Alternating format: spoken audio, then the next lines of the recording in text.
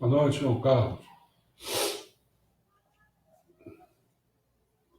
Bom, hoje nós vamos dar continuidade, né? Nós estamos fazendo aquelas memórias culturais literárias e começamos com a Idade Antiga, a Antiguidade, após termos dado um quadro geral assim da Idade Antiga, aí começamos a listar algumas obras que eu considero importantes, faz parte da minha memória cultural. Tem muitos livros que eu poderia citar na Idade Antiga, mas esses 12 eu acho que já dá um quadro bem, bem bom, né? Por um lado, você já viu que eu comecei com o Antigo Testamento, o lado todo do judeu, né, do judaico, e eu poderia, vou continuar, não, depois mais tarde, né, o 001 foi o Antigo Testamento, mas eu vou falar sobre o Novo Testamento depois, um pouco depois, estou indo pela ordem cronológica. Aí depois falei do Homero e Ilíada, que aí já é para o mundo grego, quer dizer, o mundo grego é super importante e, num certo sentido, é muito importante as Ilíadas e a Odisseia, né? Embora o Platão já não... Bom, teve eu esqueci de citar o mais antigo, né? Que foi o Evangelho de Buda, né? Aí o terceiro foi esse, do Homero. O quarto a gente entrou realmente com Platão, quer dizer, com a questão da República, né? Falando sobre Sócrates. Hoje eu já filmei, eu estou falando sempre a mesma coisa. Vou colocar só no Voz Messiânica. Então hoje eu já fiz o primeiro livro, já filmei, né? Fiz a filmagem. E hoje, então, vamos falar no outro grande. Mas eu já fiz, já sei que não vou entrar da mesma maneira que entrei no Platão, senão eu vou ter que ficar dando. Se Platão tinha 10 livros, o Aristóteles tem 8. Só sobre a República, hein? Com Platão, olha, só sobre a política de Aristóteles.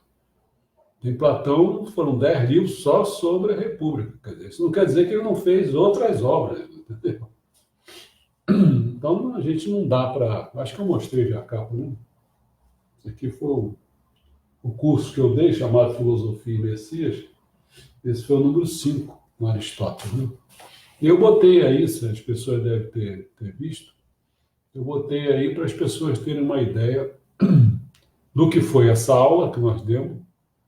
Já faz alguns anos, já não sei, talvez sei lá, uns 4 anos, talvez, não sei, né, atrás. Já não era nem aqui não era aqui, eu fiz isso lá no Grajaú, lá no Rio de Janeiro, na cidade do Rio de Janeiro. Então, eu já fiz uma coisa assim menos pretensiosa, né? Então, eu vou falar um pouco sobre o Aristóteles, para saber assim, conhecer um pouco quem foi ele, né? Quer dizer, ele nasceu em 384 a.C. e faleceu em 322. O que é importante realçar, logo de saída, é que ele era um filho de um médico, né?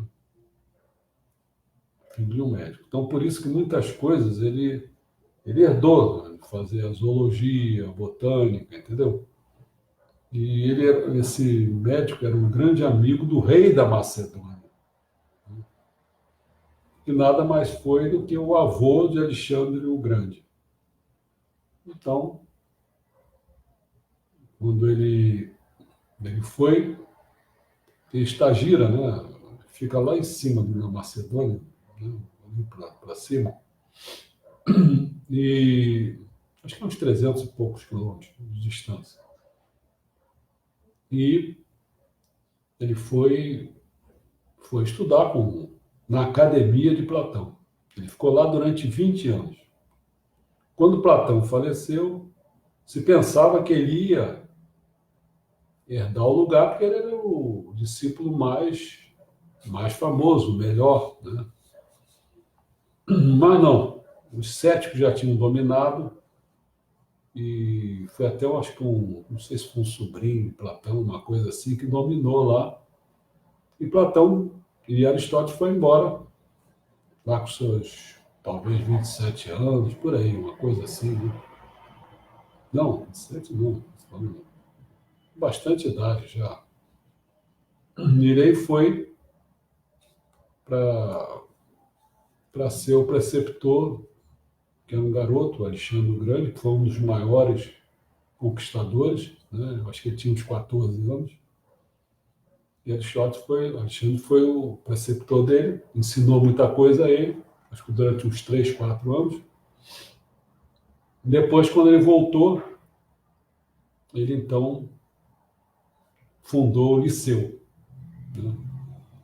Se fosse assim, um equivalente assim, à Academia de Platão, ele fundou o Liceu.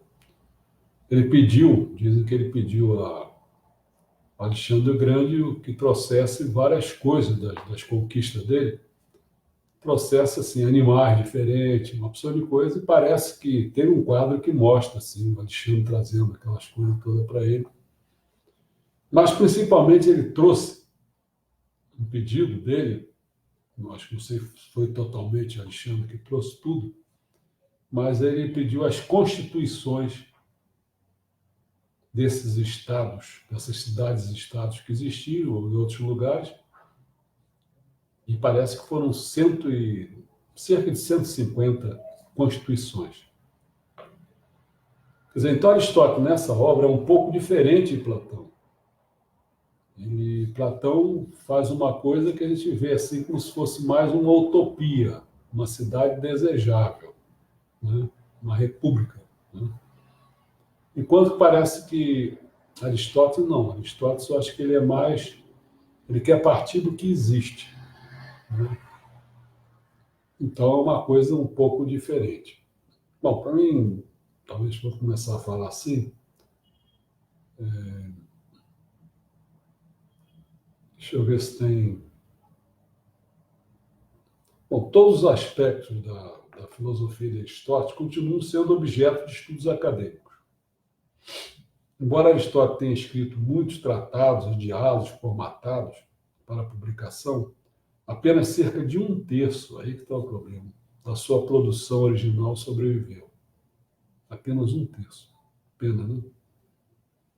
Nenhuma delas destinada à publicação. Aristóteles foi retratado por grandes artistas, como Rafael Sanzio e Rembrandt. Eu acho que foi o Rafael Sanzio, se não me engano, que mostra assim, um quadro famoso, né? Mostra lá na academia, ele mostra os dois expoentes, assim, o restante, aqueles alunados todos, aquelas coisas todas, e mostra Platão e Aristóteles. Você nota nitidamente que Platão, ele mostra Platão apontando para cima, né? Porque para Platão, o lugar acima mesmo, realmente, são as ideias. Então está na cabeça.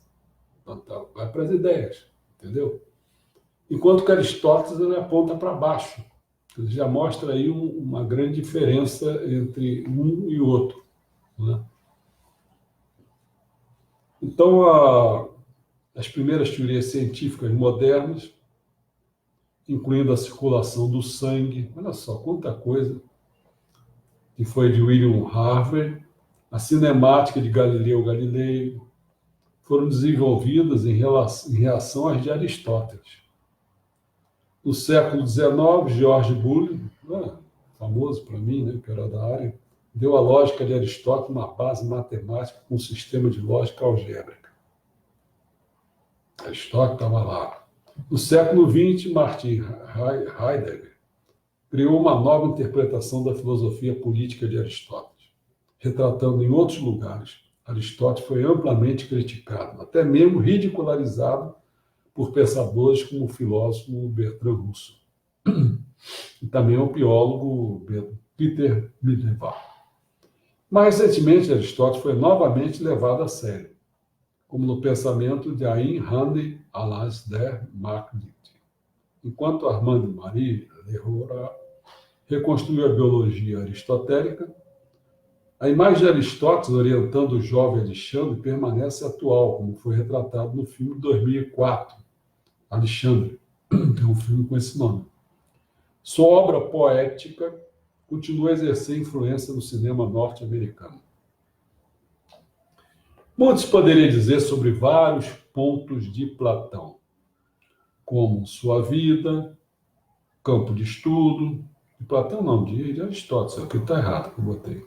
Com sua vida, campo de estudo, quer dizer, a lógica, a física, a ótica, a química, a astronomia, biologia, metafísica, psicologia, ética, retórica, política e arte como música e poética. Olha só. Sua obra, legado, filósofos gregos posteriores e influência sobre os eruditos bizantinos. Bom, destaca-se 4 discursos como passo de investigação científica. Qual seja? Quer dizer, primeiro deixa eu dizer o seguinte, não existe nenhuma prova documental de que Aristóteles tem algum dia escrito uma teoria geral do discurso. Né? E que o que nós sabemos é que nos sobrou 4 pedaços de coisa, esses 4 pedaços parece que fazem sentido. Que seria isso que ele queria dizer. O primeiro seria a poética. Né?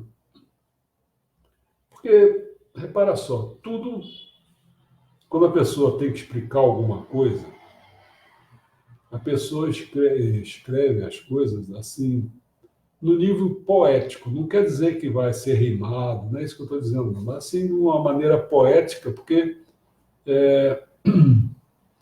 já pensou aquelas coisas todas que diz, como é que Deus criou o mundo? Aí vem uma cheia de alegoria, cheia de poesia, entendeu como é que é? Aí se você faz sobre o Gênesis, né? Aí tem um lugar ideal, tem árvore de conhecimento, tem uma serpente. São poesias, entendeu? É o primeiro estágio do homem, falar, tentar fechar a sua cabeça de alguma maneira. Então ele tenta. Né? O outro é um pedaço da retórica,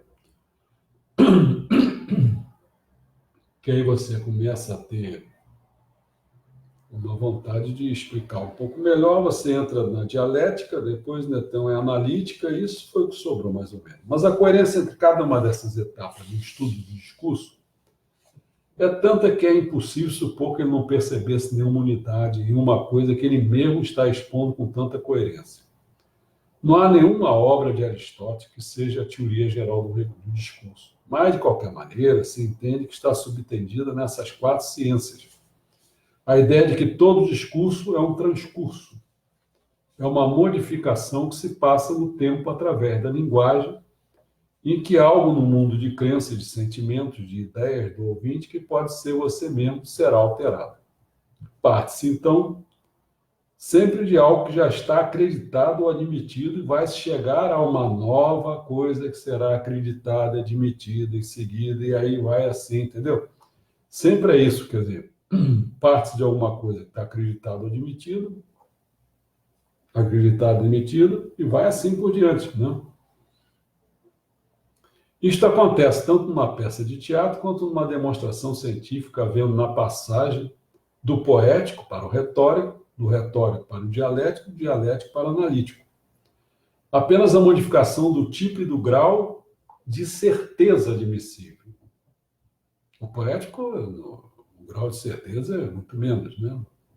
Mas, às vezes, depende da situação, ele pode ser mais certo do que o outro, porque entrou pelo caminho errado, né? Tanto que não seria errado simplificarmos o esquema dizendo que o que é o discurso poético? Discurso poético é o que trata do possível. não é que trata do possível, chega a uma concepção do possível. Ele apenas mostra, ele abre uma possibilidade, abre um possível. Entendeu? Mas não quer dizer que chegou ao possível. Já o discurso retórico, ele abre para um verossímil. Quer dizer, ou seja, para algo que se admite como verdade sem ter provas cabais. É como, por exemplo, na hora que se decide, você decidiu votar em um candidato. A rigor, você não tem nenhuma prova de que ele é o melhor do que o outro. Não tem. Mas assim parece naquele momento. Ou seja, parece suficiente. Suficiente para quê? Para fundamentar a sua decisão. E é isso que chamamos de verossímil. Aquilo que parece verdadeiro num certo momento, mas que poderia parecer falso num outro momento. Entendeu? Então, uma coisa é poético, abre uma possibilidade, o outro abre um verossímil. Você já pode tentar eleger aquela pessoa por determinados dados que você tem no momento. Aí você entra no discurso dialético, você vai se espremendo as várias opiniões retóricas existentes, não uma só. Né? A pessoa está escolhendo lá um candidato, aí você ouviu uma pessoa, depois ouviu um outro, aí você vai espremendo essas várias opiniões retóricas existentes até articulá-las hierarquicamente, de maneira a se obter uma conclusão mais razoável ou mais provável. Bom, aí nós vamos para o discurso analítico. Aí teremos, finalmente, como conclusão, a demonstração do que é certo, verdadeiro, né? Ou, quer dizer, o apodítico. Quer dizer, o que quer dizer isso? No fundo é destruir, mas o prefixo "a" colocado, né? Quer dizer aquilo que não se destrói. Quer dizer, você chegou a uma conclusão. Isso, assim, é uma maneira de você ter uma posição mais definitiva. Não quer dizer que você chegou a ela. Lembra que é um negócio? Como é que eu falei? Chega uma coisa que é acreditada, admitida, aí você continua de novo, mesmo processo. É também claro que essa passagem, esse aumento do grau de certeza, nada tem a ver com a qualidade ou a importância do discurso, porque se pode obter uma certeza muito maior sobre algo que não tem importância alguma. Enquanto outras coisas muito mais importantes podem ser conhecidas apenas na esfera da razoabilidade ou até da possibilidade.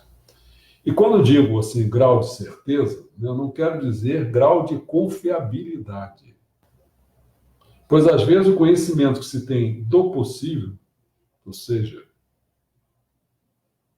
do poético, né, é mais confiável do que uma conclusão certa, quando você passou pelo discurso analítico, né, que se tenha sobre algo por premissa que em si mesmo são incertas. Não há uma diferenciação de valor entre esses 4 tipos de discurso, mas apenas uma diferenciação da conveniência de se abordar assim ou assado certo problema com um tipo de discurso que seja mais conveniente.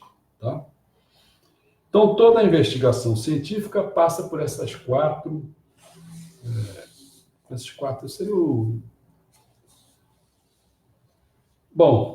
etapas, vamos chamar, de que há uma elaboração imaginária que abre uma possibilidade, da qual nascem hipóteses contrárias, cada um com a sua verossimilhança própria, de que a organização dessas várias verossimilhanças em confronto é a própria elaboração científica da coisa, e de que a formalização lógico-matemática é o produto final. Isso quer dizer que todo cientista que investigou e descobriu qualquer coisa de algum modo, ele passou por essas 4 etapas. Tá? Bom, então, Aristóteles realmente é considerado o primeiro filósofo a distinguir a ética da política. Vamos antes falar o seguinte, vamos dizer o que esse livro é. antes de entrar já. Política é um texto, né, desse filósofo grego antigo, chamado Aristóteles, né, que é composto por 8 livros, como já falei. Na filosofia aristotélica, a política é a ciência que tem por política é a ciência que tem por objetivo a felicidade humana. Então, política tem por objetivo isso. A ciência tem por objetivo chegar à felicidade humana. E divide-se em ética e política. Qual é a diferença entre uma coisa e outra? A ética se preocupa com a felicidade individual do homem na polis. E na política, propriamente dito, que se preocupa com a felicidade coletiva da polis. Se pode, às vezes, falar de uma outra forma. Às vezes se diz assim, ele se preocupa com o indivíduo, né? A ética é para preocupar com a moral do indivíduo, enquanto que a política não, é a moral do Estado, da cidade. Entendeu? Porque é muito complicado, realmente. Quer dizer, quando você está vivendo, como é que eu falei lá de Platão, aí, que eu estava falando? Caramba, o pessoal estava vivendo o quê? Uma situação lá em Atenas, são complicada, porque era a guerra contra o Irã, que é a Pérsia, né? Depois, passado um tempo, já passa para guerra entre cidades e estados da própria Grécia, quer dizer, Esparta contra Atenas. Depois você passa em Atenas tendo conflitos lá. Aí você pensa, o sujeito, como é que fica? Ele fica em conflito também. Ele vê essa situação toda, ele começa a ter conflito interno. Então, uma grande problemática é assim, para onde se vai resolver essa coisa? Primeiro, você vai tentar resolver, por exemplo, você vai ver muita violência, você vai ver muita coisa, né? Guerra, muita coisa. Então você começa a ver o seguinte, afinal, o que é a justiça nessa confusão toda? Né?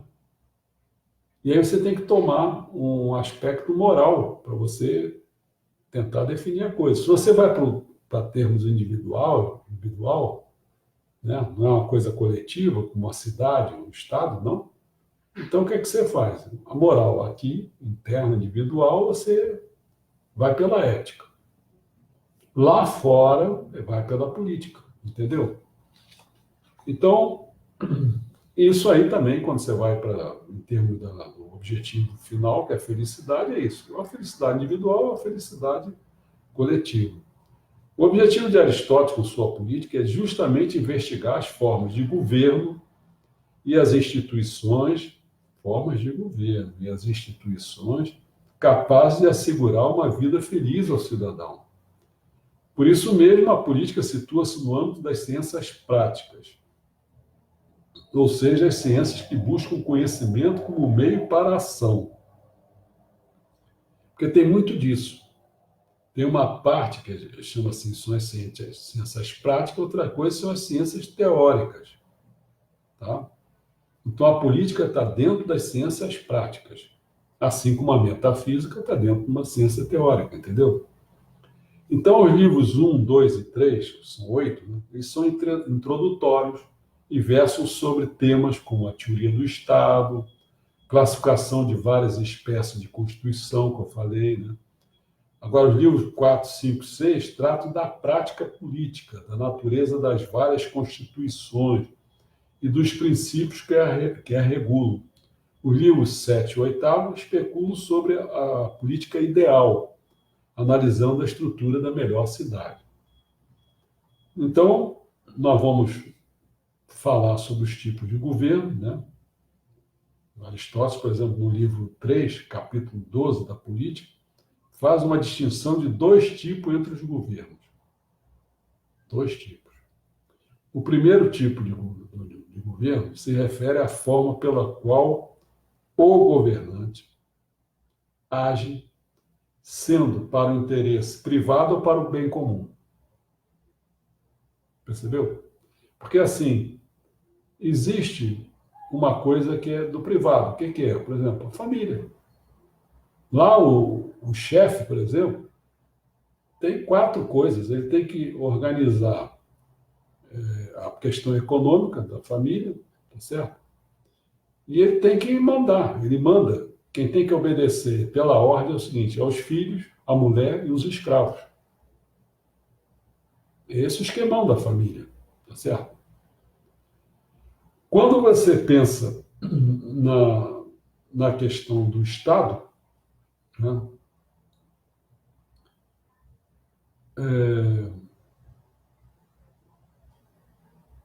já não é um interesse simplesmente privado, mas você tem que olhar o interesse do bem comum. Tanto é que, assim, em última instância, realmente, esse bem comum é complicadíssimo. Complicadíssimo. Porque você vai ver monarquia, você vai ver aristocracia, você vai ver república, vai ver democracia, vai ver demagogia, vai ver. Você vê tantas coisas, mas às vezes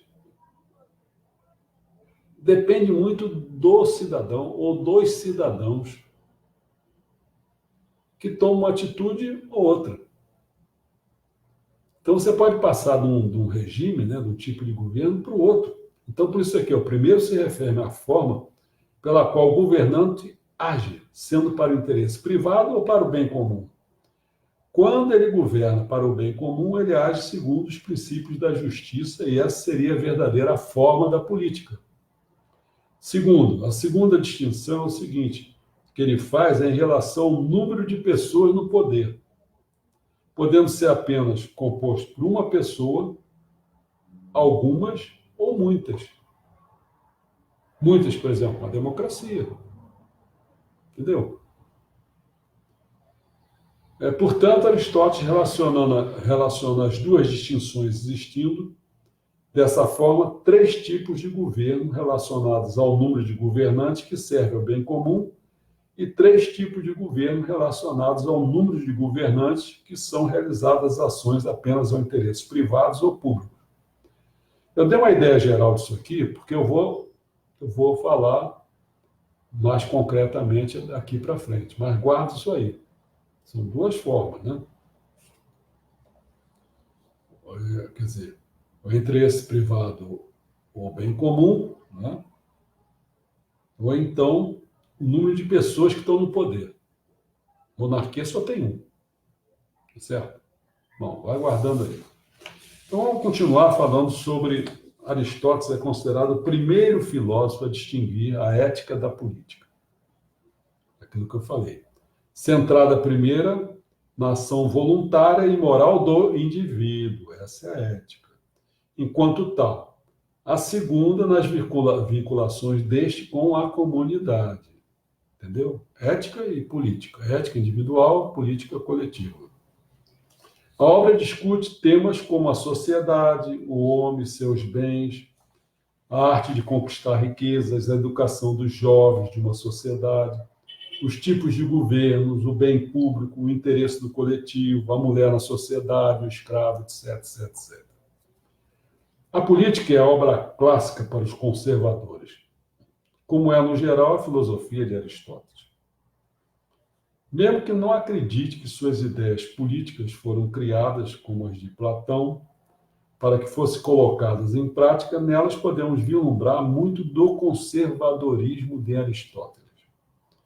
Como é comum em sua filosofia, ele sempre começa criticando a ideia dos outros, para a partir daí fazer uma tábula rasa e oferecer suas próprias ideias superiores. A polêmica principal é com Sócrates e a República de Platão. Aristóteles é anti-igualitário, é contra essa questão da igualdade. Por excelência é isso. Por isso que ele é conservador mesmo. E como ele toma Sócrates ao pé da letra, fica mais confortável para ele refutar suas ideias. Aristóteles parece muito incomodado com a igualdade entre homens e mulheres. Isso Platão defende muito na República. Você vai ver isso. Tirado como se fosse de Sócrates, né? A igualdade entre mulheres, ele diz, nada disso. Tanto é quando eu falei aqui na questão da família, você vê, o homem tem que mandar e tem que ser obedecido. E a ordem, olha só, a ordem, depois, para mando mesmo, começa com os filhos. Depois vem a mulher, depois vem o escravo. Que igualdade entre homem e mulher, nada. Entendeu? Aristóteles parece muito incomodado com a igualdade entre homens e mulheres que permeia a filosofia de Platão. Se na República a escravidão desaparece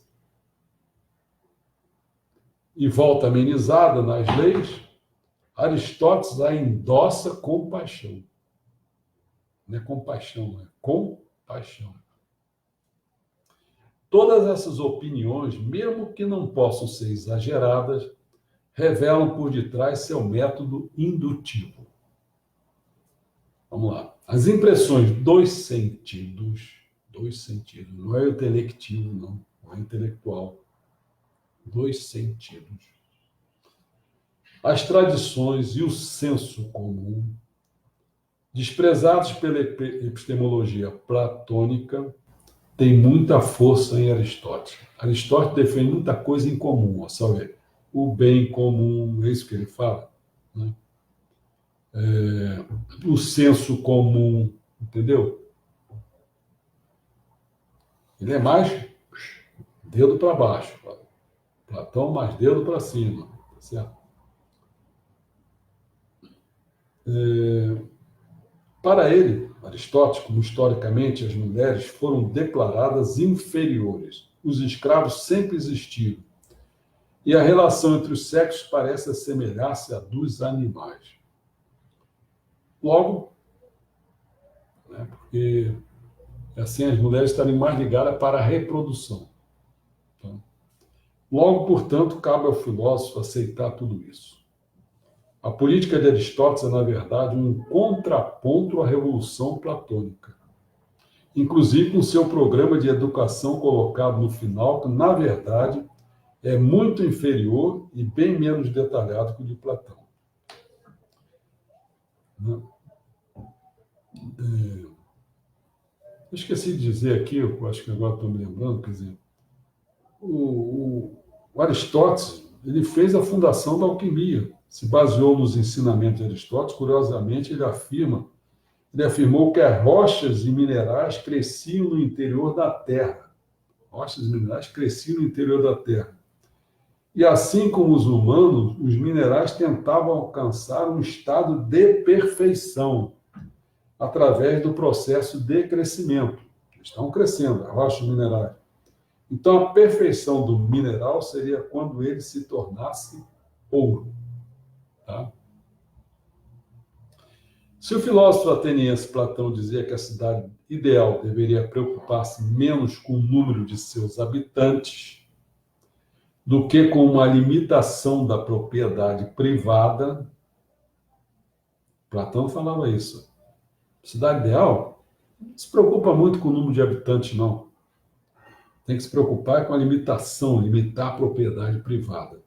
Já Aristóteles toma o caminho inverso, o que tem um sentido mais liberal, conservador, moderno. A propriedade não deve ser limitada, mas sim a população. Está mais próximo do Althusser. Do Althusser não, Malthus. Tá? Aristóteles afirma que o aborto deve existir para garantir uma população sadia e estabilizada. Tem uma hora que ele embora seja conservador sobre a questão, por exemplo, do homossexualismo, mas daqui a pouco ele acha que é bom. Por que razão? Porque ele não tem filhos. Olha só. Suas ideias políticas são explicitamente hostis à mulher e aos escravos. Nada que seja diferente do que diz um Paulo, por exemplo, na Bíblia, São Paulo, mas é flagrantemente ultrapassada, creio que até para os ouvidos dos platônicos seu tempo está agora. Entretanto, como toma como base o senso comum, é bem parecido com a visão caótica medieval de que alguns já nasceram para a servidão. Alguns já nasceram para a servidão. Enquanto outros para a oração. O feudalismo encontrou em Aristóteles um grande aliado, e ele, junto à descoberta do direito romano, foram responsáveis pela degradação dos direitos da mulher a partir do século XIII em diante. Aristóteles coloca como base de seu pensamento político e econômico sua busca pelo meio termo, tal como em sua ética. A cidade deve buscar que a classe média floresça, porque a pobreza é fonte do mal e da revolução. A cidade deve ter um tamanho limitado e permitir que a vida teórica surja, pois, como sabemos em sua ética, Aristóteles afirma que a contemplação é fim último do ser humano. Aristóteles é hostil à ideia do bem como existe em Platão. Por isso, como ele não acredita na igualdade entre os seres humanos, também não pôde aceitar um bem transcendental. Em sua cidade, de Aristóteles, cada homem deve buscar aquilo que lhe agrada. E, em termos políticos, cada qual é como um bloco de pequenas ideias e motivações que, colocadas lado a lado, ajudam a formar o pensamento político da cidade. Isto é, reflexo da sua teoria do conhecimento, que vê na ciência a capacidade do homem de juntar blocos de informações que a natureza fornece. Obviamente, Aristóteles não crê que exista um bem que esteja acima de tudo. Em uma passagem traduzida no original grego, ele fala o seguinte, né? Todos os homens, por natureza, desejam saber. Por isso, também nosso filósofo devota tanto tempo em discussões sobre a arte de ganhar dinheiro, sobre o comércio. Quem já leu O Capital, de Karl Marx, sabe como o filósofo alemão viu em Aristóteles seu precursor. Aristóteles, porém, dificilmente pode ser tomado como um antecessor de Marx, não somente por seu conservadorismo, como também por sua epistemologia, que vê na potência a fonte do mal. Isso é um problema. Porque você vê, você pega uma semente ali, aquela semente já tem a potência de se transformar. Se for uma potência, se for uma semente de quê? De mamão, tem uma potência de se transformar em mamão. Né? Assim como um espermatozoide ou um óvulo, tá certo? Então, por isso sua cidade, assim como a sua epistemologia, não se preocupa com adequação para gerar ciência, mas para conservar, acumular dados e garantir uma ociosidade contemplativa. Para vocês terem uma ideia, você vê que ele está defendendo o quê? A contemplação. Então, para a pessoa ter contemplação, a pessoa precisa ter bens. Para ter bens, é preciso você ter ócio. Aí você pode filosofar, você tem tempo para isso, né? Para conhecer as coisas. Enquanto que é o contrário de negócio, olha só. Porque negócio é negue ócio, negar o ócio. É não ter ócio. É a questão do negociante, entendeu? Então, por isso que o negociante, geralmente, são burros. São ignorantes, porque ele não dedica o tempo dele, não tem ócio. Porque muita gente fala assim, é falado muita coisa assim, ó. Se você quer conhecer uma pessoa, conheça o que ela faz com o seu ócio, com o seu lazer. Você vai conhecer a pessoa no instantinho. Por exemplo, você vê esse bando de gente que foi lá para Lima.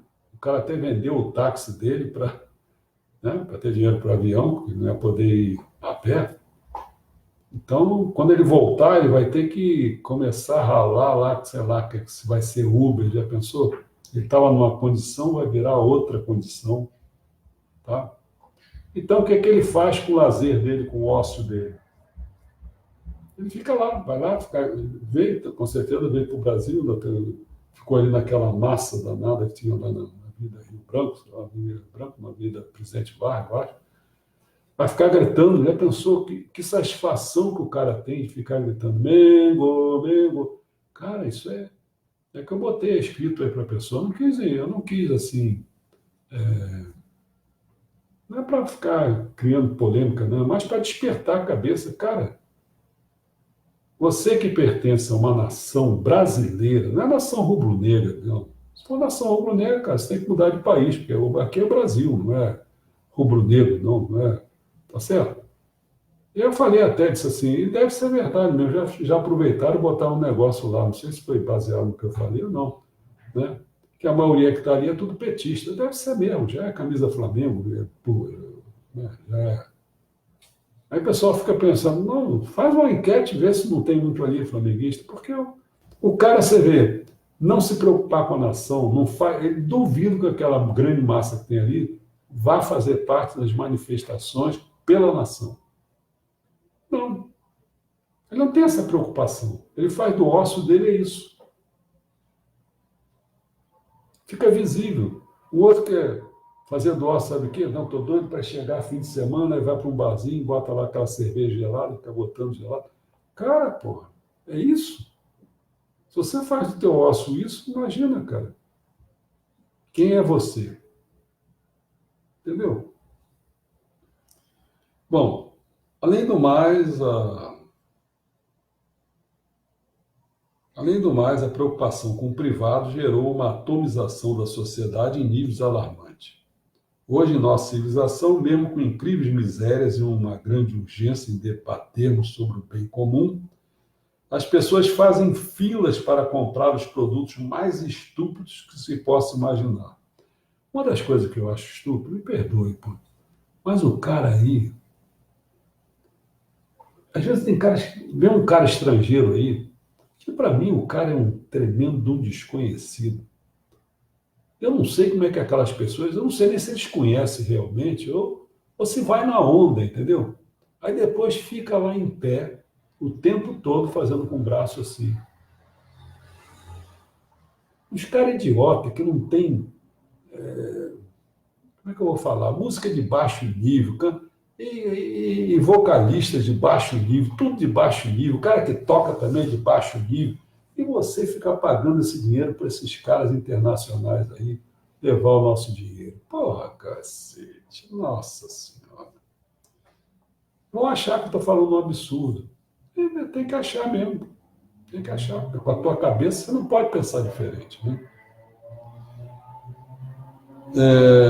Então, posso fazer filas para comprar os produtos mais estúpidos que se possa imaginar, enquanto ao lado alguém passa necessidade.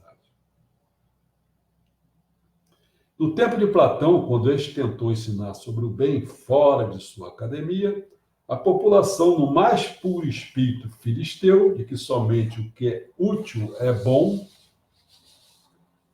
o que é útil é bom, e desprezou abertamente a aula de Platão, porque esta versava sobre os bens transcendentais e não sobre o dinheiro ou prazeres.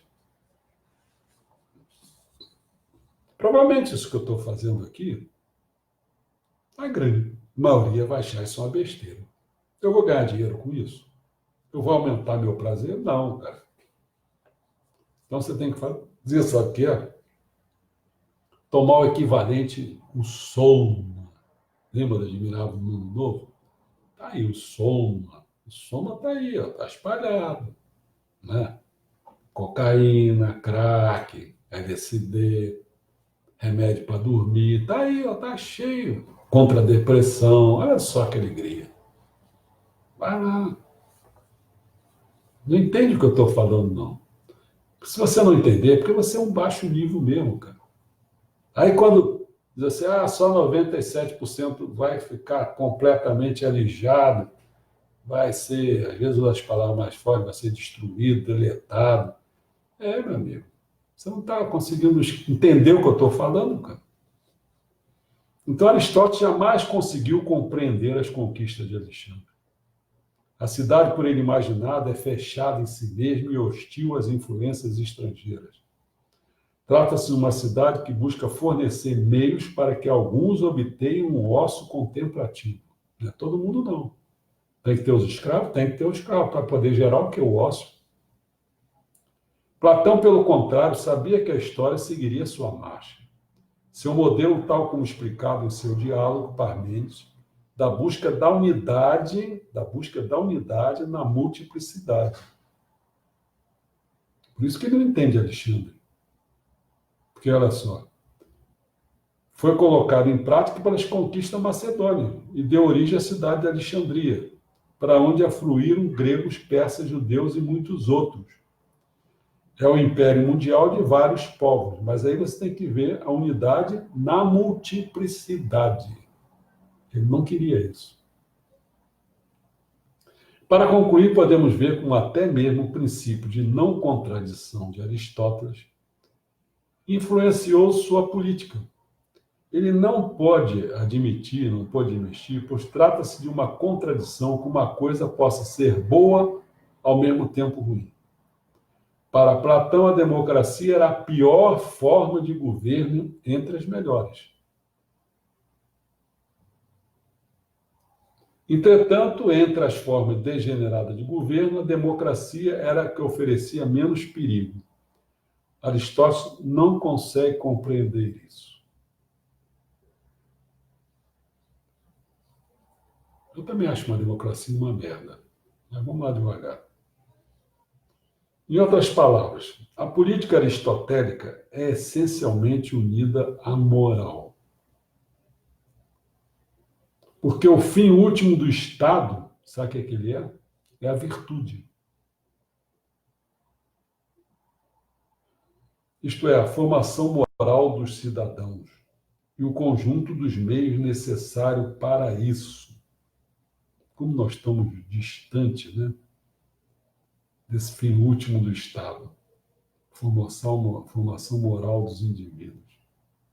Aqui só tem gente esperta aqui nesse Brasil, todo mundo quer levar vantagem. O Estado é um organismo moral. Nossa Senhora, no nosso Brasil, o Estado é um organismo moral. Só esses dois poderes vagabundos que tem aí, poder legislativo, judiciário, nossa Senhora. O Toffoli, ai meu Deus, Gilmar Mendes, ai meu Deus, Maia. Dá vontade de chorar, cara. O Estado é um organismo moral, condição e complemento da atividade moral individual. Complemento da atividade moral individual.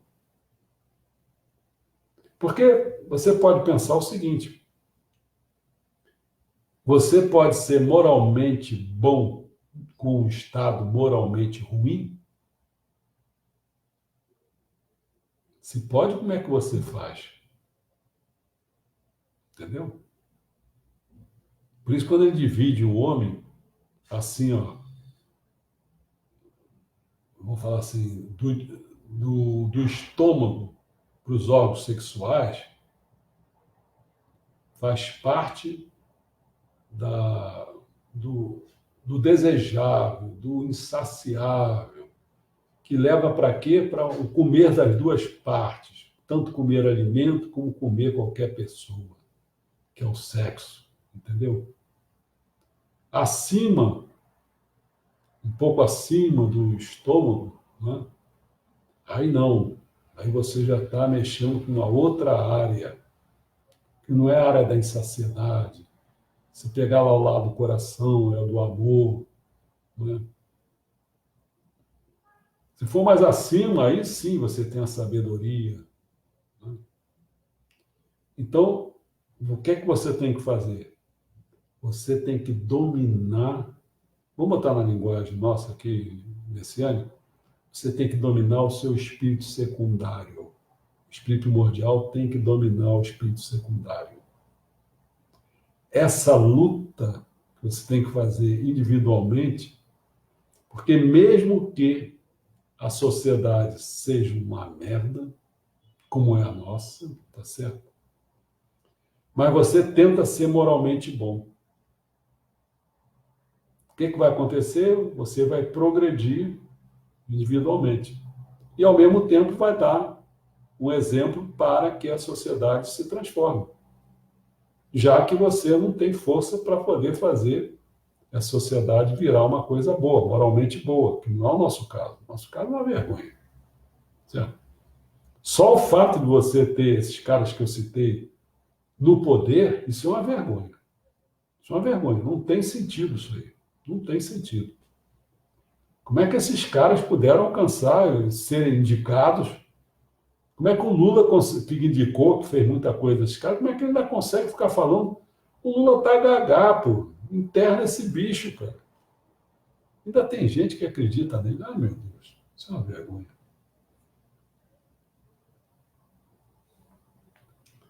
A política, contudo, é distante da moral porque esta, quer dizer, a ética tem como objetivo o indivíduo.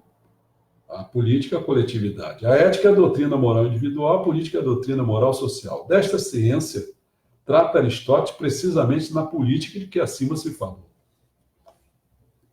Eu acho que a pessoa tem que ler muito, ao mesmo tempo, não só a política, o livro Política, é um livro, esses 8 livros de Aristóteles chamado Política, né? Mas você tem que ler também o outro, junto, né? Ler assim como se fosse separado. Separado porque isso acontece no mundo, né? Separar as coisas. Que é Ética a Nicômaco. O Nicomaco. Ética a Nicômaco. Acho que é isso. Aristóteles descreve o assunto em Ética a Nicômaco, descreve o assunto como ciência política que ele caracteriza como a ciência mais confiável. Ela prescreve quais as ciências são estudadas na cidade-estado. E os outros, como a ciência militar, gestão doméstica e retórica, caem sob sua autoridade. Desde que rege as outras, né, as outras ciências práticas, suas extremidades servem como meios para o seu fim, que não é nada mais, nada menos do que o bem humano. Bom, em relação à escravidão, ele não nega a natureza humana ao escravo. Para ele, a escravidão faz parte da própria natureza, de modo que o escravo nasce para ser escravo e é na sua função de escravo que ele realiza a finalidade para a qual existe. Ele não sacrifica nada, pois sua natureza não exige mais do que compete na sociedade. Por exemplo, Lula teria que ficar lá no torneiro mecânico. Ele não tinha condição de ficar fazendo mais nada do que isso. Ele discorda da opinião daqueles que pretendem que o poder do patrão é contra a natureza. Para ele, a natureza, em vista da conservação, criou alguns seres para mandar e outros para obedecer. É ela que dispõe que o ser dotado de previdência mande como patrão e que o ser, capaz por faculdades corporais, execute a ordem. Esses alguns minutos assim, acho que eu podia falar um pouco sobre a forma de governo, né? Que eu disse que preparei lá para vocês verem. O negócio é o seguinte, nessa forma de governo, repara o seguinte, ele fala, ou as que procuram o bem comum, por exemplo, a monarquia. Quantas pessoas tem? O monarca. Se ele começar a não pensar no bem comum, para onde que vai virar isso? Uma tirania. Entendeu? Vamos agora para uma coisa que não é um somente, mas alguns. Por exemplo, na aristocracia. Se ele não pensar no bem comum, pensar no bem da sua família, ou de uma determinada classe, isso vira o quê? Oligarquia. E a última etapa, que é de muitos, você tem uma república, res pública, quer dizer, res quer dizer coisa pública. Se você não fizer para o bem comum, isso vira uma democracia. Entendeu? E aí está próximo da demagogia, tal, aquelas coisas todas que a gente já conhece, populismo, entendeu? Essas coisas todas. Essa que é a questão. Então, se as pessoas fossem, em vez de ficar mesmo, e prestasse atenção, estudasse, não sei o quê, mas é fogo. É fogo. Eu estou dizendo para as pessoas, venham aí, se inscrevam na Voz Messiânica, ainda continuo com aqueles 8. E aí no sábado você vai ver que você vai desaparecer, domingo já vou começar a botar na Voz Messiânica. O primeiro livro sobre a República de Platão. Só aqueles é que vão ter acesso. E aí vocês aí que estão aí não estão se inscrevendo, não querem ter acesso a isso? Tá bom. Foram para lá também no Peru, tiveram lá no Peru, na Avenida. Assim, se tiveram tudo certo, tá bom. Não se inscrevam não, porque não vai, vocês não vão gostar. Entendeu? Ah, se eu estou oferecendo de graça, eu não tô cobrando nada, nunca cobrei nada, nem um tostão, entendeu? Você não quer nada, cara. O que eu posso pensar? Né? Eu quero arrumar um grupo de pessoas que esse grupo é difícil fazer hoje virar o amanhã rapidinho. Não é assim, entendeu? Então esse grupo vai começar a aprender, vai ver muita coisa. Quanta coisa que eu espero, assim, vocês aí devem estar aprendendo. Quanta coisa. Nunca ouviram falar nesses personagens, nessas coisas. Né? São livros, são filmes, são a parte política toda. Eu tô dando um quadro para vocês. Para quê? Para ficar e ter cultura. Se vocês são messiânicos, eu não sei se tem gente que não é, mas quem for messiânico, meu amigo, tem que ter cultura. Aí eu tenho que botar a cultura revolucionária de Meixo Sama em cima dessa cultura, para vocês fazerem comparações, ver o quanto maravilhoso é a obra de Meixo Sama. Entendeu? Facilita a minha vida, porque eu estou cansado de falar isso. Aí você vai dizer assim, mas quanto tempo você está cansado? Num certo sentido, mais de 60 anos. É mole ou que é mais? Eu sempre fui oposição. Agora tive uma esperançazinha com o Bolsonaro, né? Então tem coisas que ele está fazendo que está bom, tem coisas que talvez seja possível, impossível de fazer, não sei, não estou lá dentro, mas está faltando coisa. Não conseguiu fechar o Congresso nem o Supremo Tribunal Federal, tá bem. Mas não deixa eles ficar muito à vontade, não. Né? Eu sei que esses militares que estão aí são frouxos, cara. Eu sei que eles são frouxos. É difícil, eu sei que é difícil. Né? A maioria deve ter se formado aí, porque gente pobre, né? Gente de classe média, não, vai lá para o exército, vai lá para a marinha, aí você consegue ganhar um dinheirinho mais fácil, não sei o quê. Então aí não tem amor à pátria nenhuma. É isso aí. Deixar eles fazerem o que estão fazendo, deixar o Gilmar Mendes fazer o que ele faz. O cagalhão do Toffoli, eu não digo nada, porque aquilo ali é um bosta, cara, entendeu? Aquilo ali não, eu nem sei. Fica tão ridícula aquela toga dele, porque eu não posso nem dizer o que ele vai fazer com aquilo, cara. Ele ainda falou 4 horas para dizer um voto. 4 horas. Você vê que aqueles caras que estão ali para fazer aqueles discursos para ele, que ele não sabe fazer nada daquilo, né? Aqueles caras para botar aquelas palavras empoladas, tal. Viva o Antônio Vieira, que eu botei lá escrito para vocês. Viva o Antônio Vieira, o padre Antônio Vieira, do século XVI, que já dizia para acabar com essa linguagem empolada. E esse bosta fez isso aí. Não sei como é que o pessoal ali não enche o saco e diz assim, cara com isso, porra. Dá um limite para a pessoa, faz um voto, quer embasar o voto, meia hora, pô. Meia hora tá bom, cara. Não precisa de mais do que isso. Não precisa, mesmo se eu não falava lá. Pouquinho tempo decide as coisas. Né? Bom, não sei se tem pergunta, amanhã a gente vai bolar esse meio de campo, hein? Eu vou falar aí até para mostrar aí para vocês, amanhã nós vamos tratar de duas coisas, os elementos da geometria, de Euclides, eu como matemático apreciei muito isso e tal, e a Bíblia, do Novo Testamento, do Antigo a gente já fez. Então, é o número 6 e 7, são 12. Então, na quarta-feira, aí a gente. São vários. Na quarta-feira eu vou falar sobre o oitavo, o nono, e o décimo e o 11. 4 livros. sobre a história natural de Plínio Velho, o Almagesto, a ópera e o pedagogo.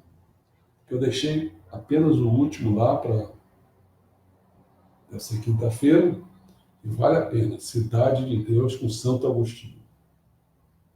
Então você vai ver que esses gregos que eu estou fazendo aqui e a cidade de Santo Agostinho fecha muita coisa. Fecha muita coisa. Só que tem que o Santo Agostinho fecha com o catolicismo. Os gregos não era isso. Mas é muito aproveitado os gregos ali, né, para Santo Agostinho. Então a gente faz um fecho realmente, porque Santo Agostinho praticamente ele está no limiar. Nós estamos fazendo a Idade Antiga, né, a Antiguidade. Ele está no limiar, fechando a Idade Antiga e abrindo a Idade Média. Ele abre o catolicismo, quer dizer, você pensa, né? Começa o imperador romano começa a se tornar cristão, ele abre para o catolicismo. Né? Então nós vamos viver o ano que vem, né? Vamos começar a falar sobre a Idade Média. E aí lá vai mais livros, entendeu como é que é? E lá vai mais filmes. E vai também música, hein? Vou começar a falar sobre as músicas. Eu interrompi, mas deixei tudo preparado para varrer a Idade Média, varrer com os nomes que tem apropriado, romantismo, não sei o quê, entendeu como é que é? E lá vai cultura. Mas olha, isso tudo só vai ser posto na voz messiânica. Pessoal que gosta, acorda, acorda. Eu estou botando a voz messiânica não é para ficar dominando ninguém, não, pô. É porque essa porcaria desse Facebook faz o que ele quer, não é o que a gente quer. Ele bota serviço, o serviço dele é esse, entendeu? Ele quer que a gente fique com um pau de selfie, filmando e tô aqui no banheiro, hein, cara? Aí todo mundo tá vendo você no banheiro, né? É isso que ele quer. Ele quer essa coisa, esse relacionamento vagabundo que não presta para nada. É um relacionamento. É relacionamento. Eu não quero esse tipo de relacionamento. Eu quero relacionamento que leve para a cultura.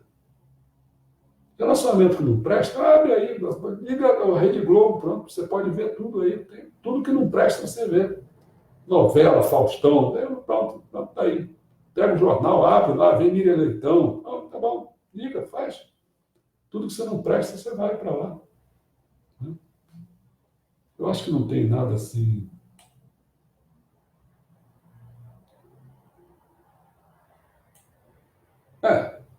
Isso ela está falando.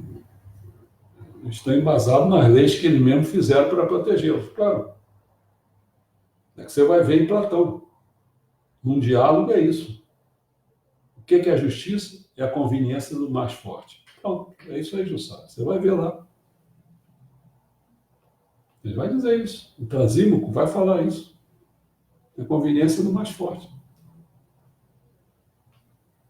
Esperar o quê? Né? Aí, Pedro Luiz é bom, ele sempre está. E Pedro Luiz, você não se inscreveu, não sei se você quer ou não, sei lá, pô. Você parece ser bom, mas ao mesmo tempo não quer nada, cara. Não estou entendendo nada. João Carlos, a Lima já está inscrita. Está lá o João Carlos também está inscrito. Bom, tem várias pessoas. Creu, tem Manuel Dias, Maria Marta, Leda Soares, Pedro Luiz, Fernando Coelho, Marcone, Deise, o Mamerito, Charles, Macedo, meu xará, né? Nair Fortunato da Silva, Paulo Pellegrino, vai por aí fora, tá bom? Então, até amanhã, vamos ver então Euclides e o Novo Testamento, tá? Até amanhã, se Deus quiser. Minha esposa está no Rio, está lá se consultando e tal, e vai ter que operar algum dia, não sei quando, mas ela é boa, fica aí vendo as coisas, tá certo? Ela não está aí hoje, não. Até logo para vocês.